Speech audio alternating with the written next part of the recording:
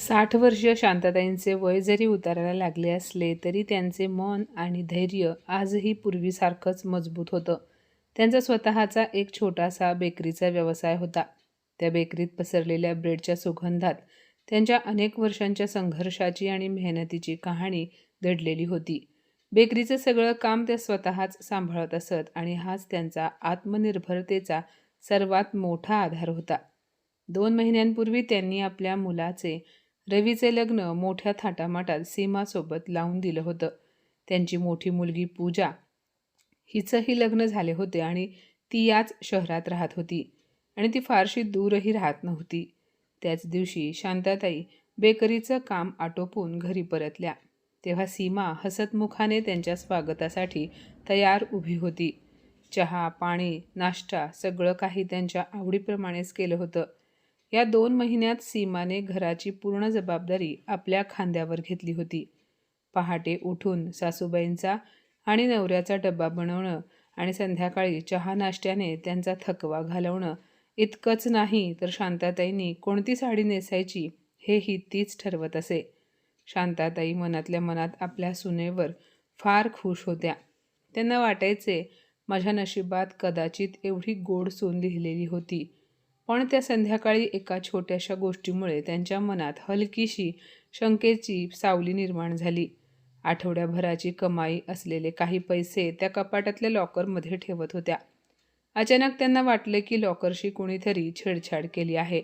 मात्र त्यांनी याकडे फारसे लक्ष दिले नाही. पैसे ठेवले आणि नेहमीप्रमाणे आपल्या कामात गुंतून गेल्या. पुढच्या आठवड्यात संपूर्ण कुटुंबाला एका लग्नाला जायचं होतं. हे विचार करताच त्यांचं मन आनंदानं भरून आलं. आजही त्या आपले खानदानी सोन्याचे गोठ घालणार होत्या, जे त्यांना त्यांच्या आईने हुंड्यात दिले होते. जड, मोठे आणि फारच मौल्यवान, केवळ किमतीनेच नाही तर भावनांनीही. त्यांनी लॉकर उघडला, दागिन्यांचा डबा बाहेर काढला आणि उघडून पाहताच जणू त्यांचं हृदय थांबलं. त्यातील सोन्याचे गोठ गायब होते. त्यांनी संपूर्ण लॉकर, संपूर्ण कपाट, प्रत्येक कोपरा शोधून काढला. बाकी सगळे दागिने नीट जागेवर होते, फक्त ते कडेच नव्हते. घाबरून त्या सीमेकडे धावल्या आणि म्हणाल्या, अगं सुनबाई, माझे सोन्याचे गोठ सापडत नाहीयेत. तू चुकून बाजूला काढलेस का? सीमा शांत आणि सहज आवाजात म्हणाली, नाही आई, मी तर फक्त तुमच्या साड्या कपाटातून काढते आणि ठेवते. कपाटातील दुसऱ्या कोणत्याही वस्तूंना मी हात लावलेला नाही. तुम्ही नीट शोधून बघा, असतील तिथेच कुठेतरी, असे सीमा म्हणाली. शांताताईंनी पुन्हा एकदा सगळी शोधाशोध केली, पण ते कडे जणू हवेतच विरून गेले होते. वेळ कमी असल्यामुळे त्या 4 सोन्याच्या बांगड्या घालूनच लग्नाला गेल्या. मात्र लग्नात त्यांचे मन अजिबात लागत नव्हते. सतत एकच विचार त्यांच्या मनात येत होता की सोन्याचे गोठ नक्की गेले कुठे. दुसऱ्या दिवशी त्यांचं बेकरीत जाण्याचे मनच झाले नाही, त्यामुळे त्या घरीच थांबल्या. तेवढ्यात दुपारी त्यांची मुलगी पूजा त्यांना भेटायला आली. आईच्या चेहऱ्यावरची चिंता पाहून तिने विचारले, काय झालं आई, इतकी की उदास का दिसतेस? शांताताईंचा गळा भरून आला. त्या म्हणाल्या, पूजा, अगं तुझ्या आजीने मला दिलेले ते सोन्याचे गोठ सापडत नाहीयेत. पूजा ऐकून चकित झाली. काय? ते वजनदार गोठ? आई, ते तर खूपच मौल्यवान होते.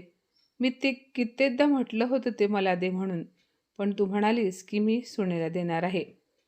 शांताताई म्हणाल्या, हो ग बाळा, काल लग्नाला जायच्या आधी खूप शोधले, पण आता कुठेच सापडले नाहीत. पूजाने घरभर नजर फिरवली आणि हळू पण ठाम आवाजात म्हणाली, आई, आजवर ह्या घरात ह्या आधी साधी सुईसुद्धा हरवली नाही आणि एवढे मोठे सोन्याचे गोठ अचानक गायब कसे झाले? तुझ्या कपाटाला तुझ्याशिवाय आणखी कोणी हात लावतो का? शांताताईंनी विचार केला. माझ्याशिवाय तर कोणीच नाही, फक्त सीमा, जी कपडे ठेवते, काढते. पूजा क्षणभर गप्प राहिली, मग हळूच म्हणाली, आई, तुला वाईट वाटलं तरी चालेल, पण एक गोष्ट विचारू का? वहिनीने तर घेतले नसतील ना?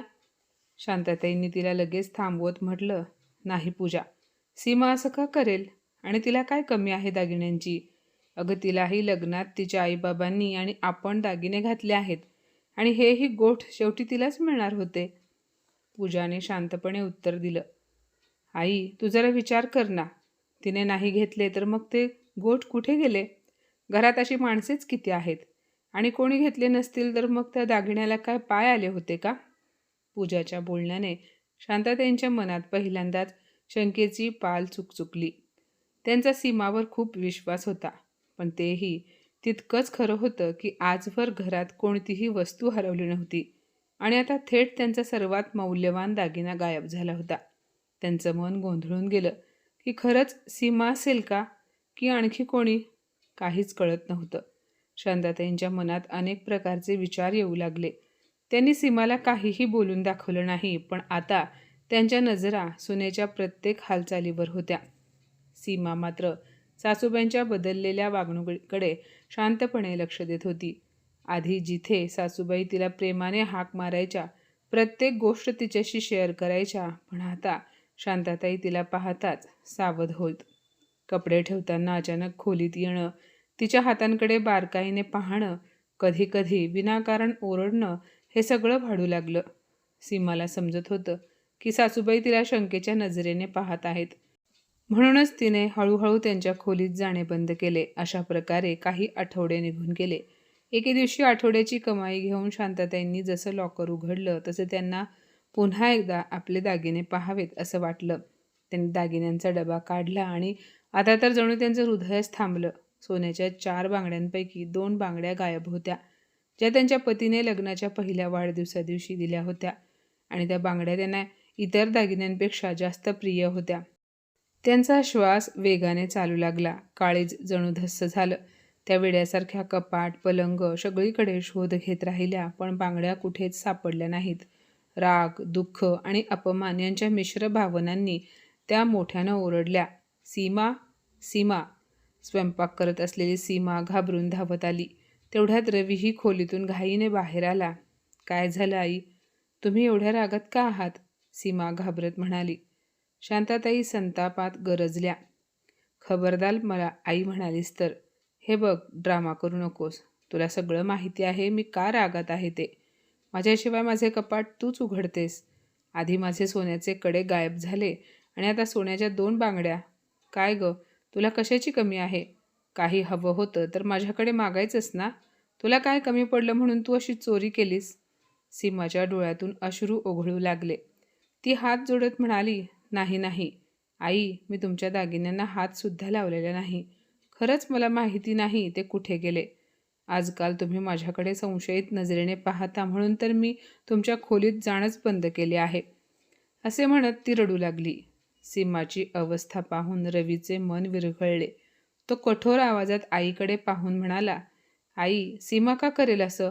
मागच्या आठवड्यातच मी तिला सोन्याचे झुमके आणून दिले. तिच्याकडे एवढे दागिने आहेत की काही घरातील सुनांकडे पण नसतील आणि मी ठामपणे सांगतो ती असं कधीच करणार नाही."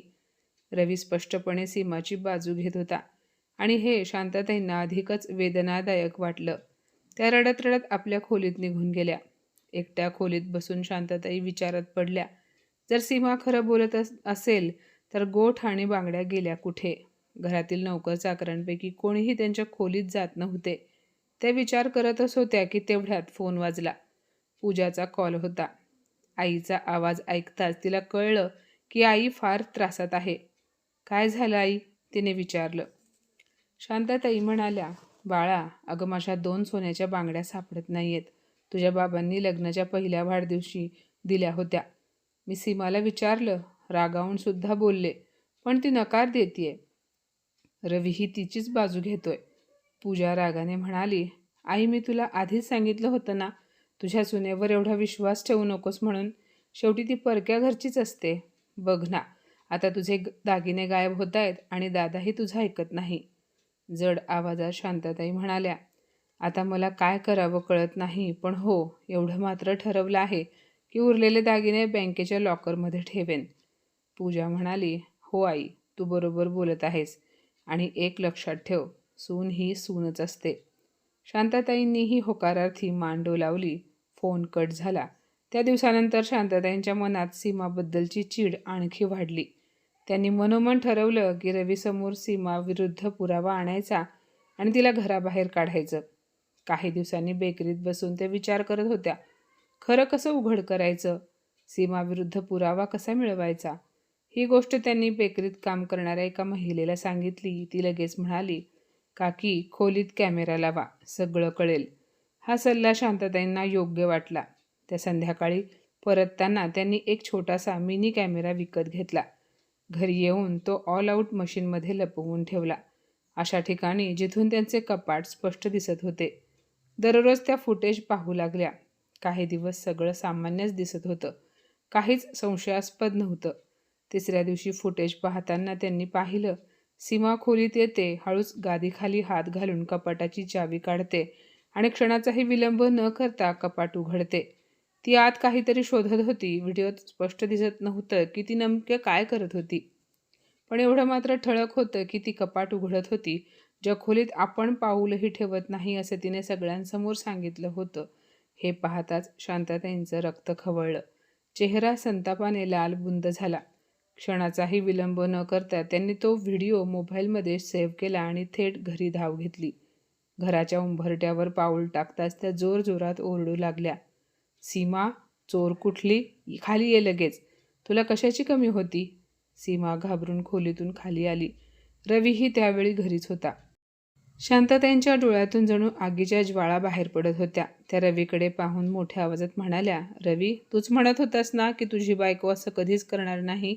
आज बघ तिच्या विरुद्ध पुरावा घेऊन आलीये मी. तुझी बायकोच चोर आहे. हा बघ व्हिडिओ. ती म्हणायची की माझ्या खोलीत पाऊलही टाकत नाही, मग हे माझे कपाट कशी उघडतीये?" व्हिडिओ पाहताच रवीचा चेहरा पांढरा फटक पडला. त्याचा श्वास अडखळला. त्याच्याकडे बोलायला काहीच उरले नव्हते. इकडे सीमा जागीच उभी राहून रडत होती. "आई, तुम्ही चुकीचे समजताय. मी काही चोरण्यासाठी गेले नव्हते. मी तर..." पण रवीने संतापात तिचे बोलणे थांबवलं आणि म्हणाला, "बस कर सीमा. अजून किती खोटं बोलणार आहेस? सगळं समोर आहे. त्या दिवशी मी तुझ्यावर विश्वास ठेवून आईशी वाद घातला आणि ही तुझी खरी ओळख. आम्ही तुला कशाची कमी ठेवली होती? आईचे दागिने आवडत असतील तर सांगितलं असतंस. आईने स्वतः दिले असते किंवा मी बनवून आणले असते. पण चोरी? जोपर्यंत तू आईचे गोठ आणि बांगड्या परत आणत नाहीस, तोपर्यंत मला तुझा चेहरासुद्धा दाखवू नकोस." सीमा रडत म्हणाली, "माझ्यावर विश्वास ठेवा. मी खरंच आईंचे दागिने घेतलेले नाहीत." पण शांतताईंचा राग शिगेला पोहोचला होता. "बस कर तुझा खोटारडेपणा. तू म्हणतेस तू नाही घेतलेस, मग ह्या व्हिडिओत काय दिसतंय? जोपर्यंत माझे दागिने परत आणत नाहीस, तोपर्यंत ह्या घरात पाऊल ठेवू नकोस." असे म्हणत त्यांनी सीमाचा हात पकडला आणि तिला जबरदस्तीने घराबाहेर काढले. सीमा काही तास उंबरठ्यावर बसून राहिली, पण ना रवीला तिची दया आली ना सासूबाईंना. शेवटी सीमा शांतपणे माहेरी निघून गेली. इकडे रवी आणि शांतताई दोघेही आतून तुटून गेले होते. दागिने हरवल्याचे दुःख कमी, पण विश्वास तुटल्याचे दुःख अधिक होते. त्या रात्री शांतताईंच्या डोळ्यात झोप नव्हती. त्या सतत कूस बदलत राहिल्या. शेवटी त्यांनी मोबाईल उचलला आणि खोलीत कॅमेरा बसवल्यापासूनची सगळी फुटेज पाहू लागल्या. काही तास गेले. डोळे जड होऊ लागले. तेवढ्यात व्हिडिओत काहीतरी विचित्र दिसलं. कॅमेरा बसवल्याच्या दुसऱ्या दिवशी दुपारी कुणीतरी त्यांच्या खोलीत येत होतं. त्यांना आठवलं त्या दिवशीचं पूर्ण फुटेज आपण पाहिलंच नव्हतं. पुढचे फुटेज पाहताच त्यांच्या पायाखालची जमीन सरकली. त्या दिवशी पूजा त्यांच्या खोलीत आली होती आणि हे तिने मला सांगितलं सुद्धा नव्हतं. ती माझ्या खोलीत का आली होती? फुटेजमध्ये स्पष्ट दिसत होतं, पूजाने गादीखाली हात घालून कपाटाची चावी काढली, लॉकर उघडला, दागिन्यांचा डबा बाहेर काढला आणि त्यातील 2 बांगड्या काढून कमरेत खोचल्या. मग तो दागिन्यांचा डबा परत कपाटात ठेवून लॉकर बंद केला आणि चावी पुन्हा गादीखाली सरकवली. हे पाहून शांततेच्या अंगातले त्राणच निघून गेले. त्यांचे हातपाय थरथरू लागले. सत्य समोर होतं. दागिने चोरीला जाण्याच्या आरोपाखाली त्यांनी आपल्या सुनेला घराबाहेर काढलं होतं, पण खरी गुन्हेगार होती त्यांची स्वतःची मुलगी, त्यांचंच रक्त. त्यांना पूजाचा जितका राग येत होता, त्याहून अधिक त्या स्वतःला दोष देत होत्या की मी माझ्या सुनेवर इतका मोठा आरोप कसा काय केला? तिच्या शब्दांवर विश्वास का ठेवला नाही? फक्त ती दुसऱ्या घरातून आली म्हणून? पश्चातापाच्या आगीत त्या रात्रभर जळत राहिल्या. सकाळ होताच त्या थरथरत्या हातांनी रवीकडे गेल्या. मोबाईल पुढे करत फुटेज दाखवलं आणि मोठ्याने रडू लागल्या. त्या म्हणाल्या, "अरे बाळा, आपल्याकडून फार मोठी चूक झाली. दागिने सीमाने नाही तर पूजाने चोरले. आपण पाप केले आहे. चल, आत्ता जाऊन सीमाची माफी मागूया. पण त्याआधी मला पूजाशी बोलायचं आहे." आणि लगेच पूजाला फोन लावला. पूजा आत्ताच्या आत्ता घरी ये, फार महत्त्वाचं बोलायचं आहे. मग काय, काही वेळातच पूजा आली, पण घरात पाऊल टाकताच शांताताईंनी तिच्या कानशिलात भडकावली. पूजा स्तब्ध झाली. ती म्हणाली, आई वेडी झालीस का? माझ्यावर का हात उचललास? आणि दादा, तू गप्प उभा राहून तमाशा बघतोयस? आईला काहीतरी सांग ना. संतापाने शांताताई म्हणाल्या, गप्प बस. तू इतक्या खालच्या पातळीला गेलीस की स्वतः चोरी केलीस आणि आरोप आपल्या वहिनीवर ढकललास. माझे कान भरत राहिलीस आणि गुन्हेगार तर तूच होतीस. पूजा मोठ्या आवाजात म्हणाली, आई माझ्यावर खोटे आरोप करू नकोस. मी असं काही केलं नाही. हे सगळं तुमची लाडकी सून करत आहे. तीच तुम्हाला माझ्या विरुद्ध चिथावत आहे. शांताताई ठाम आवाजात म्हणाल्या, सीमाने मला काही सांगितलेलं नाही. माझ्याकडे पुरावा आहे, मी स्वतः पाहिला आहे. त्यांनी पूजाला व्हिडिओ दाखवला. व्हिडिओ पाहताच पूजाचा चेहरा पांढरा फटक पडला. डोळे खाली झुकले. आता सुटण्याचा मार्ग उरला नव्हता. ती रडत म्हणाली, आई मला माफ कर. वहिनी आल्यापासून तुला फक्त तीच दिसायची. मला सतत असं वाटत होतं की मी ह्या घरात परकी झाली आहे आणि म्हणून मी वहिनीला बदनाम करायचं ठरवलं, जेणेकरून तुझ्या नजरेत माझी जागा राहील. शांताताईंनी तोंड फिरवलं. रवीही सुन्न उभा होता. त्यांनी पूजाला खूप सुनावलं. यानंतर शांताताई आणि रवी थेट सीमाच्या माहेरी गेले. दारात पोहोचता शांताताई रडू लागल्या, बाळा मला माफ कर. मी तुझ्यावर विश्वास ठेवला नाही. चोरी तू नाही, माझ्या मुलीने केली होती. मी खोलीत कॅमेरा लावला होता, पण पूजाने ज्या दिवशी दागिने घेतले ते फुटेज मी पाहिलंच नाही आणि ज्या दिवशी तू माझ्या कपाटात काही शोधत होतीस तेव्हाचा व्हिडिओ पाहून मी चुकीचा निष्कर्ष काढला. त्यांच्या डोळ्यातून अश्रू ओघळत होते.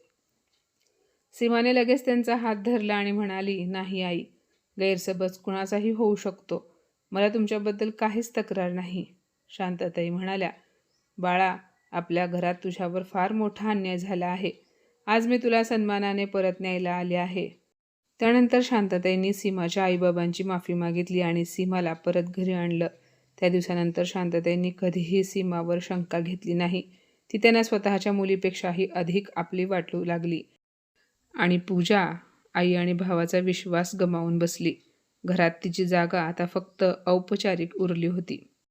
तर माझ्या मित्रमैत्रिणींनो, आजची ही कथा तुम्हाला कशी वाटली कमेंटमध्ये नक्की सांगा आणि अशाच नवनवीन कथा ऐकण्यासाठी प्रज्ञा मराठी स्टोरीजला नक्की सबस्क्राईब करा. धन्यवाद.